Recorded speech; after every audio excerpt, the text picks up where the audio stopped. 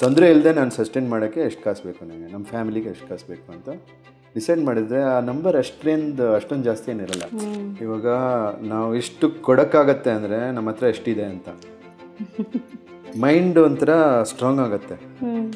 Adult tantrums, desperate ಆಗೋದು, impatient ಆಗೋದು, ನಮ್ಮ ಕೆಪಾಸಿಟಿಗಿಂತ ಜಾಸ್ತಿ ಎಕ್ಸ್ಪೆಕ್ಟ್ ಮಾಡೋದು, ವಾಪಸ್ ಬರೋದು, ಎಂಟೈಟಲ್ಮೆಂಟ್ ಅಂತಾರೆ.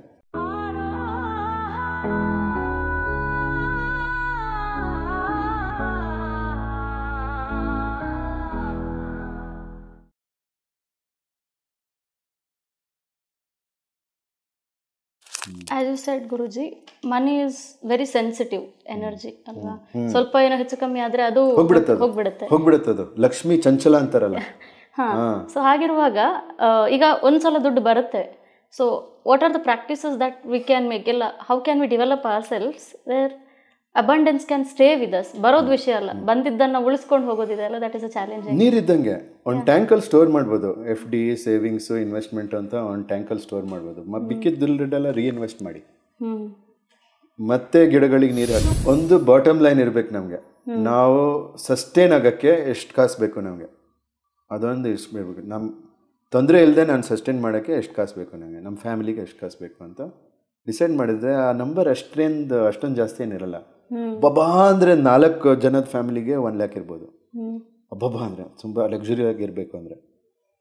ಸೊ ಅಷ್ಟು ನಾವು ಕ್ಯಾಶ್ ಫ್ಲೋ ಸೇವ್ ಮಾಡಲೇಬೇಕು, ಸ್ಪೆಂಡ್ ಮಾಡಲೇಬೇಕು. ಮಿಕ್ಕಿದ್ದು ಸ್ವಲ್ಪ ಸೇವ್ ಮಾಡಬೇಕು. ಅದು ನಾವು ಮಲ್ಟಿಪ್ಲೈ ಮಾಡ್ಬೋದು ಆ ಕಾಸನ್ನ, ಆರ್ ದಾನ ಮಾಡ್ಬೋದು, ಯಾರಿಗಾರು ಚಾರಿಟಿನೂ ಕೊಡ್ಬೋದು. ಇದು ಪರ್ಸೆಂಟೇಜಸ್ ನೀವೇ ಚೂಸ್ ಮಾಡಿ. ನಿಮ್ಮ ಹತ್ರ ಕಾಸೇ ಇಲ್ಲ ಅಂದರೆ ಚಾರಿಟಿ ಮಾಡೋಕ್ಕಾಗಲ್ಲ. ಬಟ್ ಒಂದು ಪರ್ಸೆಂಟೇಜ್ ನನ್ನ ಸಸ್ಟೈನಬಿಲಿಟಿಗೆ ಇಲ್ಲ ನನ್ನ ಎಕ್ಸ್ಪೆನ್ಸ್ಗೆ ಎಷ್ಟು ಪರ್ಸೆಂಟೇಜು, ನನ್ನ ಸೇವಿಂಗ್ಸ್ ಎಷ್ಟು ಪರ್ಸೆಂಟೇಜು, ನನ್ನ ಚಾರಿಟಿಗೆ ಕೊಡೋದು ಎಷ್ಟೊಂದು ಪರ್ಸೆಂಟೇಜು, ನಾನು ಬೇರೆಯವ್ರಿಗೆ ಸಿಂಪ್ಲಿ ಹೆಲ್ಪ್ ಮಾಡೋದು ವಿತೌಟ್ ಎಕ್ಸ್ಪೆಕ್ಟೇಷನ್, ಅದೆಷ್ಟೊಂದು ಪರ್ಸೆಂಟೇಜು. ಆಮೇಲೆ ಇನ್ನೊಂದು ಪರ್ಸೆಂಟೇಜ್ ಏನು ಅಂದರೆ, ಯಾಕಂದರೆ ಅದು ವಾಪಸ್ ಬರುತ್ತೆ ನಮಗೆ, ರೆಪ್ಯುಟೇಷನ್ ಬಿಲ್ಡಿಂಗ್ ಅದು, ಗೊತ್ತಾಯ್ತಾ? ಸೊ ಒಂದಷ್ಟು ಜನಕ್ಕೆ ನೀವು ಊಟ ಹಾಕಿದರೆ ನಿಮ್ಮ ರೆಪ್ಯುಟೇಷನ್ ಬಿಲ್ಡ್ ಆಗುತ್ತೆ. So there is a saying, the more we give, it comes back multiplied, especially money. ನಾವು ಯಾವುದೇ ಒಂದು ಕೊಡಬೇಕಾದ್ರೆ, ಈಗ ಏನೋ ಒಂದು ಪರ್ಚೇಸ್ ಮಾಡಿದರೆ, ಐ ಹ್ಯಾಡ್ ಅ ಫುಡ್, ಒಂದು ಲ್ಯಾವಿಶ್ ಫುಡ್ ತಿಂದೆ ನಾನು ಮಧ್ಯಾಹ್ನ ಊಟಕ್ಕೆ, ಆವಾಗ we should not feel regret, we should give gratefully ಒಂದು. ಆಮೇಲೆ ದಾನ ಮಾಡುವಾಗಲೂ ಅಷ್ಟೇ, ಮನಸ್ಫೂರ್ತಿಯಾಗಿ ಖುಷಿಯಿಂದ ಕೊಡಿ, ಆವಾಗ ಮನೆ ವಾಪಸ್ ಬರುತ್ತೆ ಅಂತ ಅನ್ಕೋಬಿಡಿ, ಸಿಂಪ್ಲಿ ಕೊಟ್ಬಿಡಿ. But without even your knowledge it will come back multiplied when you are thankful to whatever you had in return. So this is a saying. So ಇದ್ರ ಮೇಲೆ ಹೋಗುತ್ತೆ, ನಾವು ಪ್ರಿಪೇರ್ ಆಗ್ತೀವಿ ಅದಕ್ಕೆ. ಇವಾಗ ನಾವು ಇಷ್ಟು ಕೊಡೋಕ್ಕಾಗತ್ತೆ ಅಂದರೆ ನಮ್ಮ ಹತ್ರ ಎಷ್ಟಿದೆ ಅಂತ ಮೈಂಡ್ ಒಂಥರ ಸ್ಟ್ರಾಂಗ್ ಆಗುತ್ತೆ. ಇವಾಗ 100 ರೂಪಾಯಿ ನಾನು ಕೊಟ್ಟೆ, ಓಕೆ, ನಂಗೆ ಅಟ್ಲೀಸ್ಟ್ 100 ರೂಪಾಯಿ ಕೊಡೋ ಕೆಪಾಸಿಟಿ ಇದೆ ಅಂತ ಮೈಂಡ್ ಅರ್ಥ ಮಾಡ್ಕೊಳುತ್ತೆ. ಅಬಂಡೆನ್ಸ್ ಮೈಂಡ್ಸೆಟ್ ಬರುತ್ತೆ. 10,000 ಕೊಟ್ಟರೆ ಎಷ್ಟೊಂದು ಇದೆಯಲ್ಲ ಅಂತ ನಂಗೆ ಫೀಲ್ ಆಗುತ್ತೆ ಮೈಂಡಲ್ಲಿ. So be generous. ಎಕ್ಸೆಸ್ ಕಾಸಲ್ಲಿ ಬಿ ಜನರಸ್. ನಾನು ದಾನ ಮಾಡಿಬಿಟ್ಟು ನನ್ನ ಫ್ಯಾಮ್ಲಿಗೆ ತಿನ್ನೋಕ್ಕಿಲ್ಲ ಅಂತ ಮಾಡಬೇಡಿ. ಇದನ್ನು ಪ್ರೊಟೆಕ್ಟ್ ಮಾಡಿ ಫಸ್ಟು. ನಮ್ಮದು ಮಿನಿಮಮ್ ಮಂತ್ಲಿ ಅಮೌಂಟ್ ಫ್ಯಾಮಿಲಿ ಕಂಫರ್ಟ್ಗೆ ಅದೆಷ್ಟು ಅಂತ ಡಿಸೈಡ್ ಮಾಡಿ. ಅದ್ರ ಮೇಲೆ ಏನಾದ್ರು ಬಂದರೆ ಅದನ್ನು ಇಲ್ಲ, ನೀವು ಸೇವ್ ಮಾಡಿ, ಸ್ವಲ್ಪ ಸೇವ್ ಮಾಡಿ, ಸ್ವಲ್ಪ ದಾನ ಮಾಡಿ, ಆದಷ್ಟು. ಮಿಕ್ಕಿದ್ದು ನಿಮ್ಮ ಬಿಸ್ನೆಸ್ಸಲ್ಲಿ ಅಥವಾ ನಿಮ್ಮ ಕೆಲಸದಲ್ಲಿ ರೀಇನ್ವೆಸ್ಟ್ ಮಾಡಿ. ಇದು 4 ಬಕೆಟ್ ಹೊಲ್ಲಿ ಹೋಗುತ್ತೆ ನೀರು. ಫಸ್ಟ್ ಬಕೆಟ್ ಏನು, ಎಕ್ಸ್ಪೆನ್ಸ್, ಅದೇನು ಮಾಡೋಕ್ಕಾಗಲ್ಲ, ಅದು ಬೇಕು, ಅದು ನೀರು, ಕುಡಿಯೋ ನೀರು. ಮಿಕ್ಕಿದ್ದು ಸೇವಿಂಗ್ಸ್, ಸ್ವಲ್ಪ ಮಳೆಗಿಳ ಬರಲಿಲ್ಲ ಅಂದರೆ ನೀರು ಫಾರ್ ಅ ರೇನಿ ಡೇ ಅಂತ ಹೇಳ್ತಾರೆ, ಎಮರ್ಜೆನ್ಸೀಸ್. ಇನ್ನೊಂದು ಎಮರ್ಜೆನ್ಸೀಸಲ್ಲೇ ಇನ್ವೆಸ್ಟ್ಮೆಂಟು ಮಾಡ್ಬೋದು ನೀವು.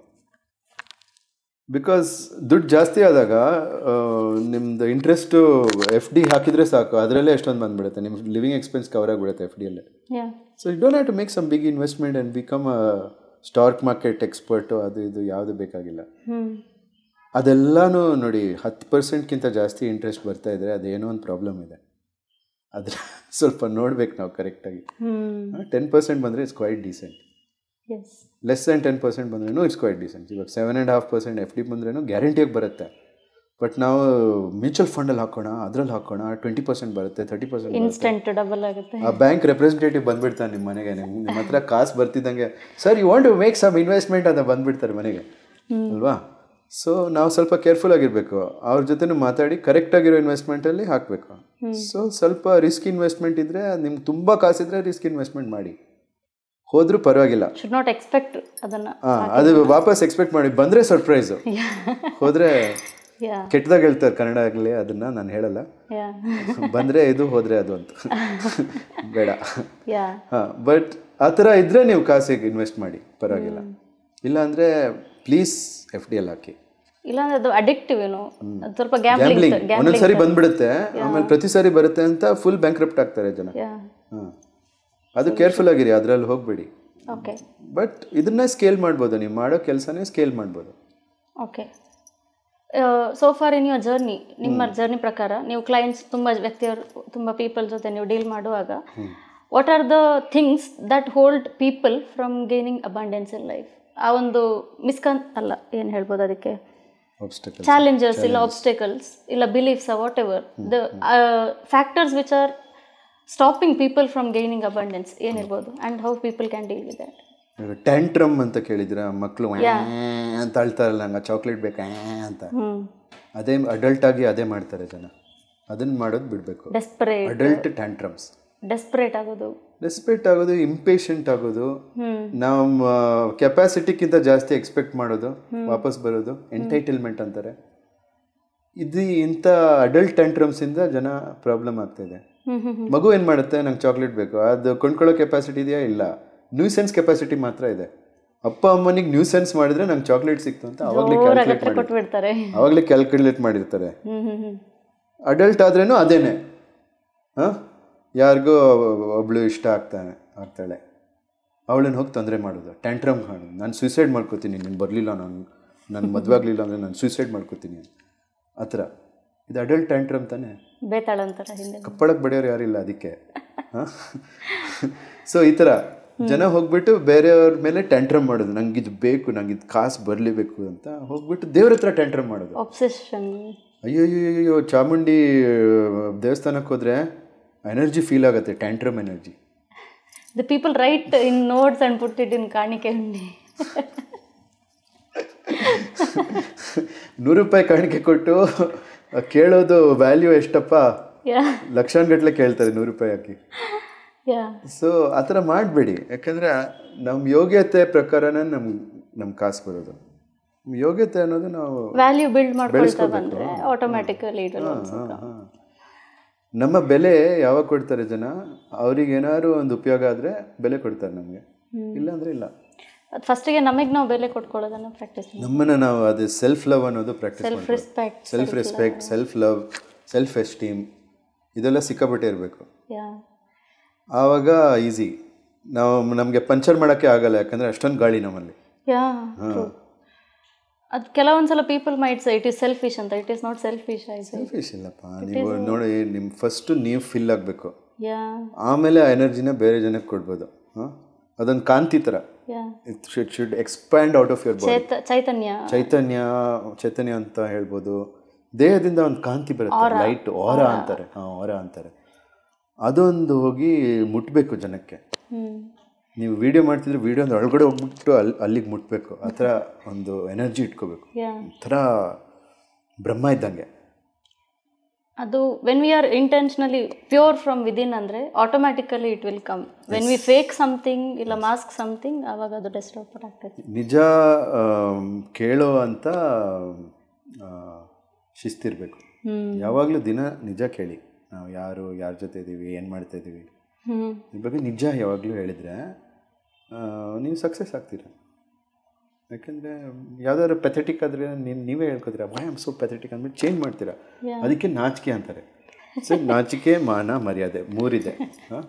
ಸ್ಟಾರ್ಟಿಂಗು ನಾಚಿಕೆ, ನಮಗೆ ಬೇಜಾರಾಗಬೇಕು ನಾನು ಯಾಕೆ ಇಷ್ಟು ಕೆಟ್ಟದಾಗಿದ್ದೀನಿ ಅಂತ.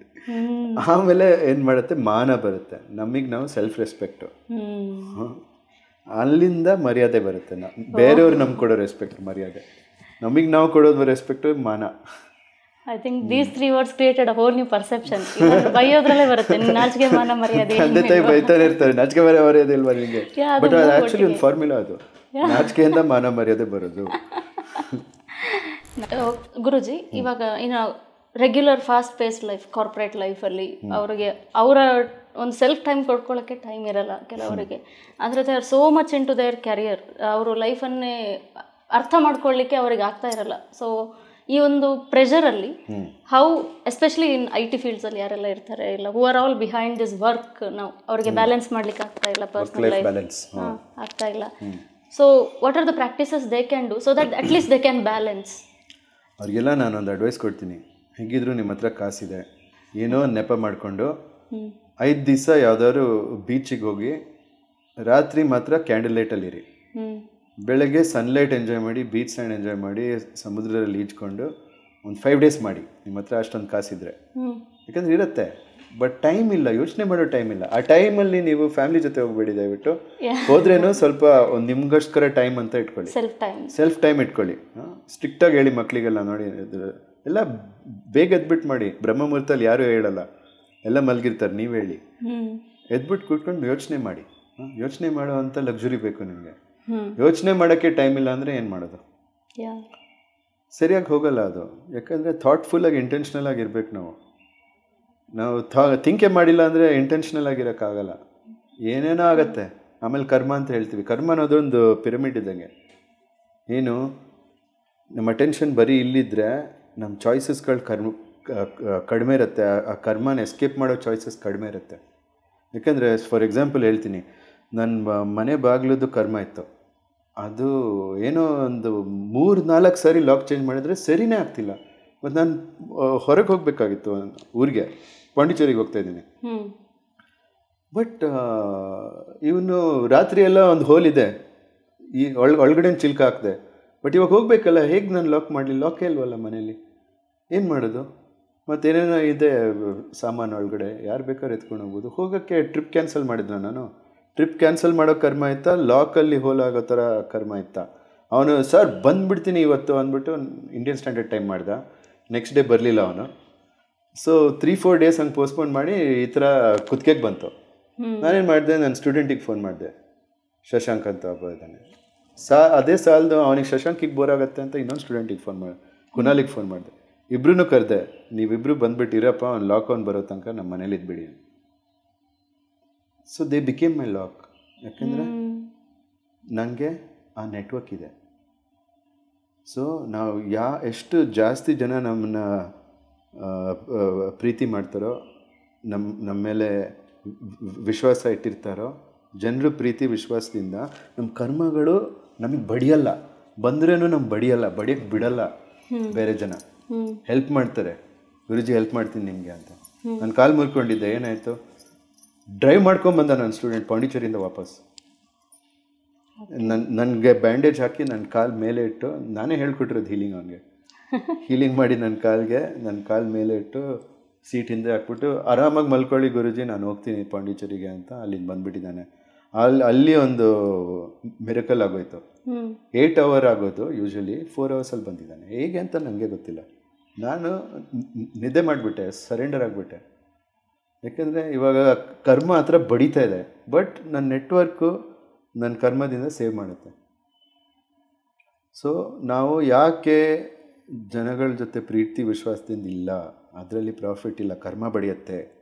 ಸೊ ನಮ್ಮ ನೆಟ್ವರ್ಕ್ ಹೆಂಗೆ ಬೆಳೆಯುತ್ತೋ, ನಮ್ಮ ಅವೇರ್ನೆಸ್ ಎಷ್ಟು ಬೆಳೆಯುತ್ತೋ, ನಮ್ಮ ಕರ್ಮದ ಮೇಲೆ ಚಾಯ್ಸ್ಗಳು ಬರ್ತವೆ. ಕರ್ಮ ಬಂದೇ ಬರುತ್ತೆ, ಬಟ್ ಅದರಿಂದ ಎಸ್ಕೇಪ್ ಆಗೋದು ಬೇರೆ ಜನದಿಂದ ಹೆಲ್ಪಿಂದ ಮಾತ್ರ. ಮುಂಚೆ ನಾನು ಆ್ಯರೋಗೆನ್ಸ್ ಆಗಿದ್ದಾಗ ಯಾರೂ ಹೆಲ್ಪ್ ಮಾಡೋಕ್ಕೆ ಬಂದಿರಲಿಲ್ಲ, ನಮ್ಮ ಅಪ್ಪ ಅಮ್ಮನೂ ಬರಲಿಲ್ಲ ಹೆಲ್ಪ್ ಮಾಡೋಕ್ಕೆ. ನನಗೆ ಹೆಲ್ತ್ ಪ್ರಾಬ್ಲಮ್ ಆಗಿತ್ತು ಅಷ್ಟು ಕೆಟ್ಟದಾಗಿ. ಬರೀ ಆಲ್ಕೋಹಾಲ್ ಮಾಡಿ ಕುಡಿದು ಹೆಂಗಾಗಿತ್ತು ಅಂದರೆ, ನಾನೊಂದು ಆ್ಯಪಲ್ ತಿಂದರೆ ಅದು ಆಲ್ಕೋಹಾಲಾಗಿ ಕನ್ವರ್ಟ್ ಆಗೋದು.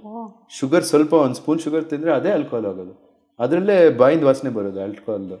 And I feel high. Liver ಅಷ್ಟು ಕೆಟ್ಟದಾಗಿತ್ತು, ಫೇಲ್ ಆಗಿಬಿಟ್ಟಿತ್ತು ಫುಲ್ಲು. ಡಾಕ್ಟರ್ ಹೇಳ್ದ, you are going to die. ಆ ಟೈಮಲ್ಲಿ ನಾನು ಏನೇನೋ ಟ್ರೀಟ್ಮೆಂಟ್ ಟ್ರೈ ಮಾಡ್ತಿದ್ದೆ. ಒಂದು ದಿವಸಕ್ಕೆ 30,000 ನನ್ನ ಹತ್ರ ಇರಲಿಲ್ಲ. ಬಾರೋ ಮಾಡಿ ಅದು ಖಾಲಿ ಆಯಿತು. ಮತ್ತು ಒಬ್ಬರು ಇರಲಿಲ್ಲ ಕಾಸು ಕೊಡೋರು. ಆ ಥರ ಎಲ್ಲ ಆಗಿತ್ತು.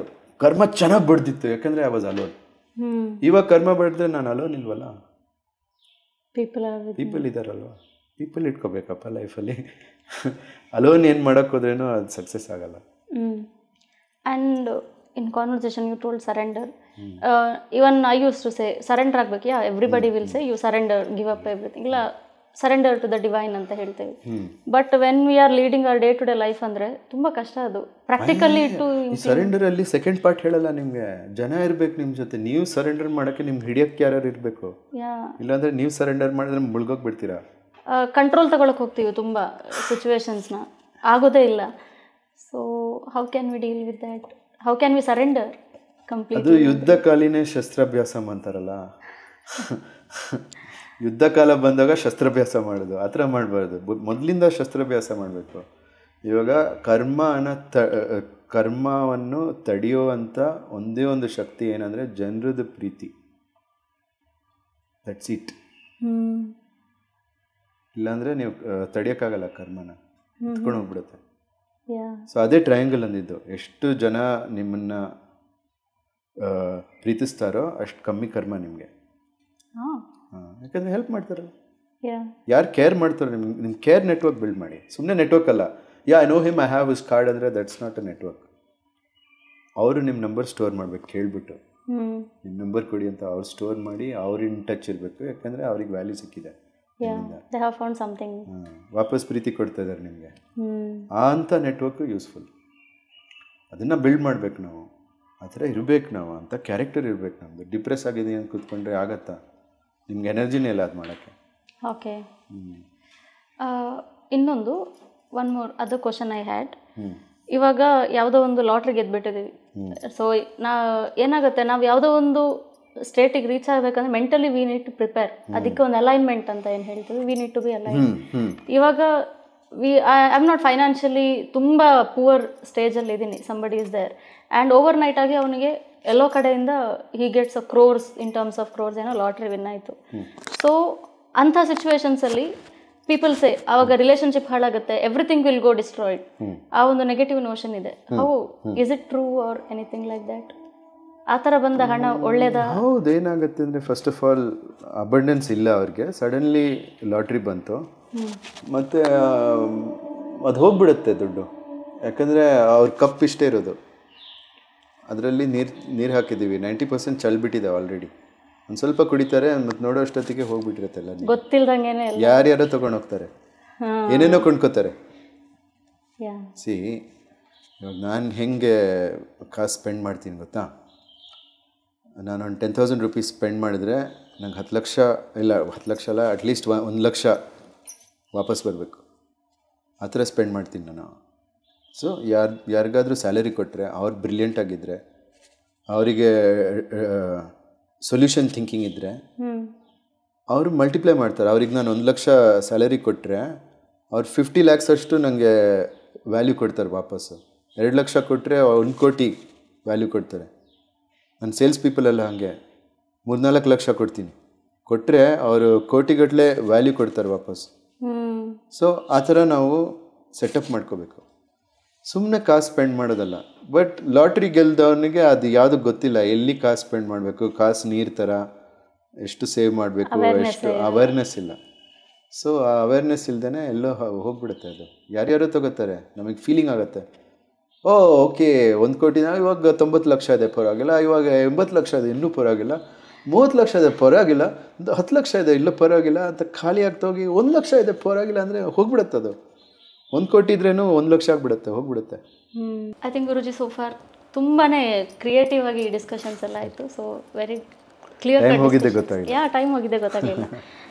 ಆ್ಯಂಡ್ ಇವಾಗ when we R in this fast phase life, material success ಹಿಂದೆನೇ ಹೋಗ್ತಾ ಇದ್ದೀವಿ ಅಂದವಾಗ, how can we balance this material success and the internal peace? If one is not aligned with himself, ಇಲ್ಲ internally ಅವನ ಸ್ಪಿರಿಚುವಲ್ ಒಂದು aspects ಇಲ್ಲ ಅಂತ ಹೇಳಿ ಆದರೆ material success may not give that much of happiness. So how can we balance our internal peace and those financial abundance we get? So ನಾನು ಹೇಳೋದು spirituality ಅನ್ನೋದು, ನಾವು ಯಾರು ನಮ್ಮ ಮುಂದೆ ಬರ್ತಾರೋ ಅವರು ದೇವರು ಅಂತ ನಾವು ಅಂದ್ಕೋಬೇಕು. ಅವರಲ್ಲೇ ಶಿವ ಇರ್ತಾನೆ, ಅವರಲ್ಲೇ ಶಕ್ತಿ ಇರ್ತಾಳೆ. ಅದು ನಾವು ಸ್ವಲ್ಪ ಫೀಲ್ ಮಾಡ್ಕೋಬೇಕು. ಅಲ್ಲಿಗೆ ನಾವು ಒಂಥರ ಸೆಕ್ಯೂರ್ ಆಗಿರ್ತೀವಿ. ಇವನು ಕಳ್ಳ, ಅವನು ಹಾರಿಬಲ್, ಈ ಥರ ಜಡ್ಜ್ ಮಾಡೋಕ್ಕೆ ಹೋಗ್ಬಾರ್ದು. ಯಾಕೆ ಯಾರು ಬೇಕಾದ್ರೆ ಚೇಂಜ್ ಆಗ್ಬೋದು. There is a reason why he is doing that. There's a reason why he is doing it. ಅವನ ಕರ್ಮ ಅವ್ನು ಏನೋ ಮಾಡ್ಕೋತಾ ಇರ್ತಾನೆ. ಬಟ್ ನಾವು ಯಾವತ್ತು ಇವನು ಕೆಟ್ಟವನು ಅವ್ನು ಕೆಟ್ಟವನು ನಾವು ಯಾರು ಜಡ್ಜ್ ಮಾಡೋಕ್ಕೆ, ದೇವ್ರಿಗೆ ಬಿಟ್ಬಿಡಿ. ಸೊ ಇದರಲ್ಲಿ ಟೈಮ್ ವೇಸ್ಟ್ ಮಾಡ್ಕೋಬೇಡಿ. ಯಾರೋ ಹರ್ಟ್ ಮಾಡಿದ್ರು ನನಗೋ ಅದು ಇದು ಅಂತ ಜನರನ್ನ ದೂರ ಮಾಡೋದ್ರಲ್ಲಿ ನೀವು ಟೈಮ್ ಇನ್ವೆಸ್ಟ್ ಮಾಡ್ತೀರಾ ಸಿಕ್ಕಾಪಟ್ಟೆ ಜನ. ಇನ್ ಜನರಲ್ ಜನರನ್ನ ಹತ್ತಿರ ಬರೋ ಥರ ನೀವು ಏನಾದರೂ ಇನ್ವೆಸ್ಟ್ ಮಾಡಿಬಿಟ್ರೆ ನಿಮ್ಗೆ ಆ ಬ್ಯಾಲೆನ್ಸ್ ಇರುತ್ತೆ. ಯಾಕಂದರೆ ನಿಮ್ಮ ಕರ್ಮದ ಭಾರ ಎತ್ತಕ್ಕೆ ಒಂದು 10 ಜನ ಇರ್ತಾರೆ, ಅದೆಷ್ಟು ಭಾರ ಇದ್ರೆ. ಸೊ ಇಲ್ಲಾಂದರೆ ನಾವು ಇನ್ಸೆಕ್ಯೂರ್ ಆಗಿ ನಮ್ಮ ಬ್ಯಾಲೆನ್ಸ್ ಹೋಗ್ಬಿಡುತ್ತೆ. ಎಲ್ಲನೂ ನಾವೇ ಮಾಡ್ತಾಯಿದ್ದೀವಿ ಅಂದರೆ ನಮ್ಮ ಟೈಮೇ ಸಿಗ್ತಾ ಇಲ್ಲ ಅಂದರೆ ನೀವು 10 ಜನದ ಕೆಲಸ ನೀವು ಒಬ್ಬರೇ ಮಾಡ್ತಿದ್ದೀರಾ. ಅದಕ್ಕೆ ಯಾರ್ಯಾರೋ ಕೆಲಸ ಬಿಟ್ಬಿಡ್ತಾರೆ. I hate this corporate job ಅಂತ ಬಿಟ್ಟು ಆಮೇಲೆ ಏನು ಮಾಡ್ತಾರೆ ಗೊತ್ತಾ, ಕಾರ್ಪೊರೇಟ್ ಜಾಬಲ್ಲಿ 13 ಅವರ್ಸ್ ಕೆಲಸ ಮಾಡ್ತಿದ್ರೆ ಇದರಲ್ಲಿ 18 ಅವರ್ಸ್ ಮಾಡ್ತಾನೆ.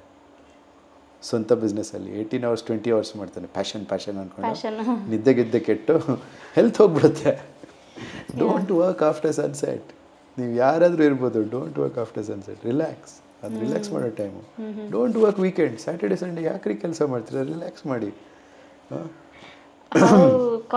There are corporate companies now 17 hours a day, 14 hours a day work life. ನನಗನ್ಸೋದು if a person gets thinking time 2 hours a day, ಆ 17 hours ಕೆಲಸ ಅವರು 2-3 ಅವರ್ಸಲ್ಲಿ ಮುಗಿಸ್ಬಿಡ್ತಾರೆ. ಅವ್ರಿಗೆ 2 hours ಥಿಂಕಿಂಗ್ ಟೈಮ್ ಇದ್ರೆ. ಸೊ ಆ ಥಿಂಕಿಂಗ್ ಟೈಮ್ ಕೊಡಲ್ಲ ಕಾರ್ಪೊರೇಟಲ್ಲಿ. No time to think, just work. Deadline ಕೆಲವು ಕಾರ್ಪೊರೇಟಲ್ಲಿ ಕೊಡ್ತಾರೆ. ನೋಡಿದ್ರೆ ನಾವು ಕಾರ್ಪೊರೇಟೇ, ಬಟ್ ನಮ್ಮ ಆಫೀಸ್ ಹೇಗಿದೆ ಗೊತ್ತಾ, it's like a chill space. Like ಅಲ್ಲಿ ಆಫೀಸ್ ಅಂತಾನೆ ಅನ್ಸಲ್ಲ, ಎಲ್ಲಿ ಬೇಕಾದ್ರೆ ಹೋಗ್ಬಿಟ್ಟು ವಿಡಿಯೋ ಶೂಟ್ ಮಾಡ್ಬೋದು. ಬಟ್ ಜನ ಎಷ್ಟು ಪ್ರೊಡಕ್ಟಿವ್ ಆಗಿದ್ದಾರೆ ಗೊತ್ತಾ ಆ ಏರಿಯಲ್ಲಿ, because there is no timing, there is no nothing. ನಾನು ಹೇಳಿದೆ, ನೀವೆಲ್ಲ ರೆಸ್ಪಾನ್ಸಿಬಲ್ ಅಡಲ್ಟ್, ನೀವು ಹೆಂಗೆ ಬೇಕಾದ್ರೂ ಆರ್ಗನೈಸ್ ಮಾಡಿ, ನಂಗೆ ಬೇಕಿರೋದು ಇಷ್ಟು ಕೆಲಸ ಮಾಡಿಕೊಡಿ ಅಂತ ಲಿಸ್ಟ್ ಕೊಡ್ತೀನಿ ಅವ್ರಿಗೆ ಅಷ್ಟೇ. ನಾನು ಕೊಡಲ್ಲ, ಡೈರೆಕ್ಟರ್ ಇದ್ದಾರೆ ಶ್ವೇತಾ, ಅವ್ರು ಕೊಡ್ತಾರೆ. ನಾನು ಸುಮ್ಮನೆ ಅಲ್ಲಿ I am just the talent. ನಾನು ಯಾವ ಡಿಸಿಷನ್ ಮಾಡೋಕ್ಕೋಗಲ್ಲ. ನೀವೆಲ್ಲ ಅಡಲ್ಟ್, ಸ್ವಲ್ಪ ನೀವೇ ಡಿಸೈಡ್ ಮಾಡಿ. ಇಲ್ಲ ಹೇಳಿ ಗುರುಜಿ, ನಮ್ಮ ಟೈಮ್ ಸೇವ್ ಮಾಡಿ. ಸರ್, ನೀವು ತಲೆ ಉಪಯೋಗಿಸಿ. ನಿಮ್ಮ ಪರವಾಗಿ ನಾನು ತಲೆ ಉಪಯೋಗಿಸಿದ್ರೆ ನನ್ನ ವರ್ಕ್ ಲೈಫ್ ಬ್ಯಾಲೆನ್ಸ್ ಹೋಗ್ಬಿಡುತ್ತೆ ಅಂತ. ಸೊ ಎಷ್ಟು ತಲೆ ಬೇಕೋ ಅಷ್ಟು ತಲೆ ನಾನು ಉಪಯೋಗಿಸ್ತೀನಿ, ಮಿಕ್ಕಿದೆಲ್ಲ ನೀವೇ ತಲೆ ಉಪಯೋಗಿಸಿ. ಎಲ್ಲ ಡಿಸಿಷನ್ಗೂ ನನ್ನ ಹತ್ರ ಬರಬೇಡಿ. ಬರ್ತಾ ಇದ್ರೆ ನನಗೇನಾಗಬೇಕು, ನಂಗೆ ಟೈಮ್ ಫ್ರೀಡಮ್ ಇರಲ್ಲ. ಸೊ ಆ ಥರ ಮಾಡೋಕ್ಕೆ ಹೋಗ್ಬೇಡಿ. ಇವಾಗ ಬಾಸ್ ಅಂದ್ಬಿಟ್ಟು ಎಲ್ಲರೂ ಕೆಲಸನೂ ಇವರೇ ಮಾಡೋದು, ಎಲ್ಲರೂ ಡಿಸಿಷನ್ಸ್ ಇವರೇ ಮಾಡೋದು, ಪೆಂಡಿಂಗ್ ಆಗಿಬಿಡುತ್ತೆ ಡಿಸಿಷನ್ಸ್. ಫನಲ್ ಎಲ್ಲಿ ಟ್ರಾಫಿಕ್ ಜಾಮ್ ಆಗಿಬಿಡುತ್ತೆ. You to prioritise whose decisions to decide if you want to control everything. ಆ ಥರ ಮಾಡೋಕ್ಕೆ ಹೋಗ್ಬೇಡಿ. ನಿಮ್ಮ ಕೆಲಸ ನೀವು ಅರ್ಥ ಮಾಡ್ಕೊಂಡು ನಿಮ್ಮ ಕೆಲಸ ನೀವು ಮಾಡಿದರೆ ನಿಮ್ಗೆ work life balance. So we had a great discussion so far. Meanwhile ಈಗ coming to an end part, to random youth, it can be a child who is watching this. ಇಲ್ಲ ಟೀನೇಜರ್ ಇರ್ಬೋದು, mid age ಇರ್ಬೋದು, adult ಇರ್ಬೋದು, ಇಲ್ಲ aged ಇರ್ಬೋದು. So if you could give any insights which can need not be financially ಅಂತಲ್ಲ, anything, ಒಂದು life advice ಇಲ್ಲ spiritual ಆಗಿ ಯಾವುದಾದ್ರೂ ಒಂದು ಗೈಡೆನ್ಸ್ ಕೊಡ್ಬೋದು ಅಂತ ಇದ್ದರೆ, what it could be which is common from child to the old age people. Any suggestions you would like to give? ಇವಾಗ ನಾನು ಹೇಳಕ್ಕೆ ಹೋಗ್ತಾ ಇರೋ ಟೆಕ್ನಿಕ್ ಹೆಸರು ಓಂ ಕವಚ. ಓಂ ಕವಚ. ಓಕೆ. 8 ದಿಕ್ಕಿದ್ದಾವೆ, ಪ್ಲಸ್ ಮೇಲೆ ಕೆಳಗೆ 10 ದಿಕ್ಕಿದ್ದಾವೆ. ಆ್ಯಕ್ಚುಲಿ 10 ದಿಕ್ಕಲ್ಲೂ ನಾವು ಓಮ್ನ ಪ್ರೊಜೆಕ್ಟ್ ಮಾಡಬೇಕು. ಅಂದರೆ ಓಮ್ ಅಂತ ಇಲ್ಲ ಕನ್ನಡಲ್ಲಿ ಬರೀರಿ, ಇಲ್ಲ ಸಂಸ್ಕೃತದಲ್ಲಿ ಬರೀರಿ ಮೈಂಡಲ್ಲಿ, ಇಲ್ಲಾಂದರೆ 2 ಬೆರಳಿಟ್ಕೊಂಡು ಹಿಂಗೆ ಬರೀರಿ. ಓಮ್, ಇದೊಂದು ಓಮ್, ಇದೊಂದು ಓಮ್, ಈ ದಿಕ್ಕಲ್ಲಿ ಓಮ್, ಈ ದಿಕ್ಕಲ್ಲಿ ಓಮ್, ಓಮ್ ಓಮ್ ಓಮ್ ಓಮ್ ಅಂತ ನಾವು 8 ದಿಕ್ಕು, ಮೇಲೆ ಓಮ್, ಕೆಳಗಡೆ ಓಮ್, ಮತ್ತು ನಮ್ಮ ಎಲ್ಲ ಓಮ್ ಅಂದ್ಬಿಟ್ಟು ಸ್ವಲ್ಪ ರಿಲ್ಯಾಕ್ಸ್ ಮಾಡಿ ಆ ವೈಬ್ರೇಷನ್ನ ಫೀಲ್ ಮಾಡಿ. ಇದು ಸೃಷ್ಟಿಸೋ ಅಂಥ ವೈಬ್ರೇಷನ್. ಓಮ್ ಅಂದರೆ ನಮ್ಮ ಬ್ರಹ್ಮಾಂಡ ಏನಿದೆ ಅದು ಹೊರಗೆ ಬಂದಾಗ ಬಂದಿರೋ ಸೌಂಡು ಓಮ್. ಇವಾಗಲೂ ಇದೆ ಅದು. ಅದನ್ನು ನಾವು ಫೀಲ್ ಮಾಡಿಕೊಂಡ್ರೆ ನಾವು ತುಂಬ ರಿಲ್ಯಾಕ್ಸ್ ಆಗಿಬಿಡ್ತೀವಿ. ಇದೊಂದು ಸ್ಪಿರಿಚುವಲ್ ಪ್ರಾಕ್ಟೀಸ್ ಮಾಡಿ. ಓಂ ಕವಚ ಹಾಕ್ಕೊಳ್ಳಿ ದಿನ. ಇದು ಮಾಡಿದ್ರೆ ನಿಮ್ಗೆ ಎಷ್ಟೋ ಪೀಸ್ ಬರುತ್ತೆ. ನಿಮ್ಮ ಪೀಸ್ ಹೋದರೆ ಓಂ ಕವಚ ಹಾಕ್ಕೊಳ್ಳಿ, ಮತ್ತೆ ಪೀಸ್ ವಾಪಸ್ ಬರುತ್ತೆ. ಯಾವಾಗಲೂ ಪೀಸ್ಫುಲ್ ಆಗಿರಿ. ಏನಾದ್ರೂ ಅದಕ್ಕೆ ಸೊಲ್ಯೂಷನ್ ಇರುತ್ತೆ. ನಿಮ್ಮ ಹತ್ರ ಸೊಲ್ಯೂಷನ್ ಇಲ್ಲ ಅಂದರೆ ಬೇರೆಯವ್ರ ಹತ್ರ ಇರುತ್ತೆ, ಅವ್ರ ಹತ್ರ ಹೋಗಿ ಕೇಳಿ ಯಾರ ಹತ್ರ ಸೊಲ್ಯೂಷನ್ ಇರ್ಬೋದು ಅಂತ ಯೋಚನೆ ಮಾಡಿ. ಇಲ್ಲಾಂದರೆ ಯೂಟ್ಯೂಬಲ್ಲಿ ಹುಡುಕಿ, ಇಲ್ಲಾಂದರೆ ವಿಕಿಪೀಡಿಯಲ್ಲಿ ಹುಡುಕಿ, ಎಲ್ಲಾದರೂ ನಿಮ್ಗೆ ಸೊಲ್ಯೂಷನ್ ಸಿಗುತ್ತೆ. ಯಾವುದೋ ಅನ್ಸಾಲ್ವಬಲ್ ಅಂತ ಪ್ರಾಬ್ಲಮ್ ಯಾವುದೂ ಇಲ್ಲ. ಇವಾಗ ಹೆಲ್ತ್ ಪ್ರಾಬ್ಲಮ್ ಅಂತಾರೆ, ನಮ್ಮ 4th stage cancer, is it unsolvable ಅಂತ. ಡಾಕ್ಟರ್ ಹೇಳ್ಬೋದು ಅನ್ಸಾಲ್ವಬಲ್ ಅಂತ. ಸಿದ್ಧ ಮೆಡಿಸಿನ್ ಪ್ರಾಕ್ಟೀಸ್ನರ್ಸ್ ಇದ್ದಾರೆ, ಆ ಸ್ಟೇಜಿಂದ ನಿಮಗೆ ಹೊರಗಡೆ ಕರ್ಕೊಂಬರೋ ಅಂಥವ್ರು ಇದ್ದಾರೆ. ಬಟ್ ನಿಮ್ಗೆ ಯಾವ್ದಾದ್ರು ಒಂದು ಪರ್ಪಸ್ ಇರಬೇಕು. ನಾನು ಯಾಕೆ ಬದುಕಬೇಕು ಅಂತ ನಿಮ್ಗೊಂದು ಪರ್ಪಸ್ ಇರಬೇಕು. ಇಲ್ಲಾಂದರೆ ಯಾರು ನಿಮಗೆ ಹೀಲ್ ಮಾಡೋಕ್ಕಾಗಲ್ಲ. ಹಾಂ, ಡಾಕ್ಟರ್ ಆಗಲಿ, ಸಿದ್ಧ ಡಾಕ್ಟರ್ ಆಗಲಿ, nobody can heal you. So ನಿಮಗೊಂದು ಮೋಟಿವೇಶನ್ ಅಂತ, ನಿಮ್ಗೊಂದು ಆಸೆ ಅಂತ ಇರುತ್ತೆ. ನಿಮ್ಗೆ ಆಸೆ ಅಲ್ಲ, ದೇಹಕ್ಕೆ ಆಸೆ ಇರುತ್ತೆ, ಮನಸ್ಸಿಗೆ ಆಸೆ ಇರುತ್ತೆ. ನಾವು ಪುರುಷ, ಸದಾಶಿವ ಪರಮಶಿವ ನಾವೇ, ನಮಗೇನು ಆಸೆ ಇಲ್ಲ. ಬಟ್ ನಮ್ಮ ಒಳಗಡೆ ಶಕ್ತಿ ಇದ್ದಾಳಲ್ಲ, ಪರಾಶಕ್ತಿ, ಅವಳು ಬಂದ್ಬಿಟ್ಟು ಆಸೆ ಹುಟ್ಟಿಸ್ತಾಳೆ. ಯಾಕಂದರೆ ಶಿವನಿಗೆ ಅವನು ಯಾರು ಅಂತಲೇ ಗೊತ್ತಿಲ್ಲ. ದೇವಿ ಬರೋ ತನಕ ಅವನಿಗೆ ರಿಫ್ಲೆಕ್ಟ್ ಮಾಡೋರಿರಲ್ಲ. ಅವನು ಪ್ರಕಾಶ, ಇವಳು ವಿಮರ್ಶ. ವಾಪಸ್ ಕೊಡ್ತಾಳೆ, ನೀನು ಯಾರು ಅಂತ ತೋರಿಸ್ತಾನೆ ಇರ್ತಾಳೆ. ಸೊ ನಮ್ಮ ಲೈಫ್ ಕರ್ಮಗಳು ನಾವು ಯಾರು ಅಂತ ನಮಗೆ ತೋರಿಸ್ತಾನೆ ಇರುತ್ತೆ. ನಮ್ಮ ಕ್ಯಾರೆಕ್ಟರ್ ಹೇಗೆ ಅಂತ ನಾವು ಅರ್ಥ ಮಾಡ್ಕೋಬೋದು. ಒಂದು ದಿನ ನಾವು ರಿಫ್ಲೆಕ್ಟ್ ಮಾಡಿದರೆ, ನಾವು ಇವತ್ತಿನ ದಿನ ಹೇಗೆ ನಾವು ಬಂದಿದ್ದೀವಿ, ಈ ಭೂಮಿ ಮೇಲೆ ನಾವು ಯಾವ ಥರ ಶೋ ಅಪ್ ಆಗಿದ್ದೀವಿ ಇವತ್ತಿನ ದಿನ ಅಂತ ನಾವು ಇವ್ಯಾಲ್ಯೂಯೇಟ್ ಮಾಡಬೇಕು ರಾತ್ರಿ ನಾವೇ. ಆಮೇಲೆ ನಾವು ಇಂಪ್ರೂವ್ ಆಗ್ಬೋದು. ಆ ಸೆಲ್ಫ್ ಇವ್ಯಾಲ್ಯೂಯೇಷನ್, ಸೆಲ್ಫ್ ಅವೇರ್ನೆಸ್ ಇಲ್ಲದೆ ಯಾವುದೂ ಆಗಲ್ಲ. ಅದೇ ಫಸ್ಟು ಬೇಸಿಕ್. ಓಂ ಕವಚ ಹಾಕ್ಬಿಟ್ಟು ಸುಮ್ಮನೆ ಹೊರಗಡೆ ಕೂತ್ಕೊಂಡು ಬರಿಗಾಲು ನೆಲದ ಮೇಲೆ ಇಟ್ಟು, ಆಮೇಲೆ ಬೆಳಕಲ್ಲಿ, ಸೂರ್ಯನ ಬೆಳಕಲ್ಲಿ ಕೂತ್ಬಿಟ್ಟು ಓಂ ಕವಚ ಹಾಕ್ಬಿಟ್ಟು ಯೋಚನೆ ಮಾಡಿ, ನಾನು ಹೇಗೆ ಮಾಡಿದೆ ಇವತ್ತು. ಸಾಯಂಕಾಲ ಆಗ್ತಿದ್ದಂಗೆ ಈವ್ನಿಂಗ್ ಟೈಮ್ ಮೆಡಿಟೇಷನ್, ಕಾಂಟೆಂಪ್ಲೇಷನ್. ಹೇಗೆ ಚೆನ್ನಾಗಿ ಮಾಡಿದೆಯಾ, ಇದು ಚೆನ್ನಾಗಿ ಮಾಡಿದ್ನಾ, ಅದು ಕೆಟ್ಟದಾಗಿ ಮಾಡಿದ್ನಾ, ಎಲ್ಲ ಫೀಡ್ಬ್ಯಾಕ್ ತೊಗೊಂಡು ಇಂಪ್ರೂವ್ ಆಗಿ.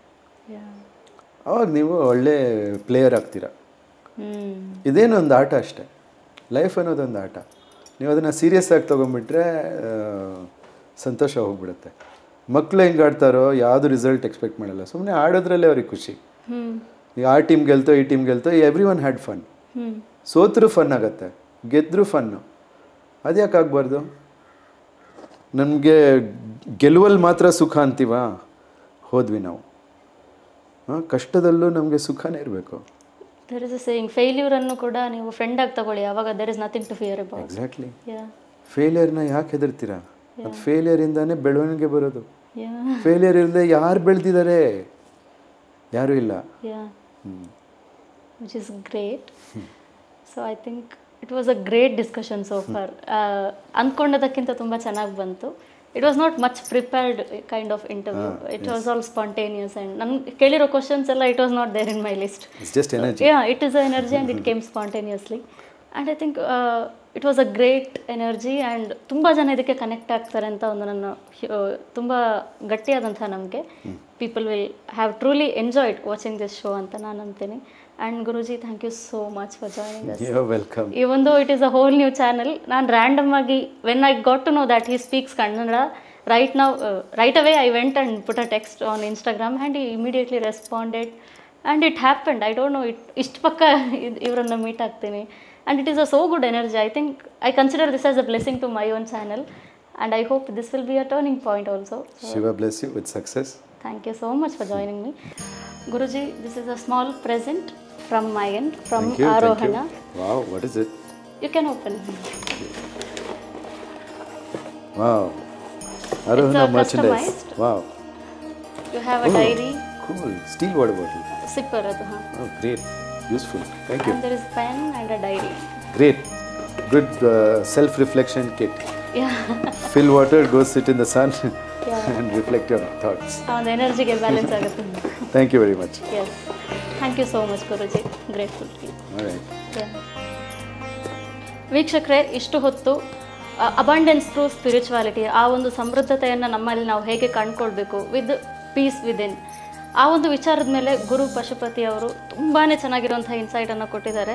ಐ ಹೋಪ್ ನಿಮ್ಗೆಲ್ರಿಗೂ ಈ ಒಂದು ವಿಷಯಗಳು ಕನೆಕ್ಟ್ ಆಗಿದೆ ಆ್ಯಂಡ್ ನೀವು ಅವ್ರು ಹೇಳಿರುವಂಥ ರೆಮಿಡೀಸನ್ನು ಫಾಲೋ ಮಾಡ್ತಾ ಹೋದರೆ definitely you will transform yourself ಅಂತ ನಾನು ನಂಬಿದ್ದೀನಿ. And so far hope you have enjoyed the show. Thank you so much for watching and stay tune for more updates. Thank you so much. ನಮಸ್ಕಾರ.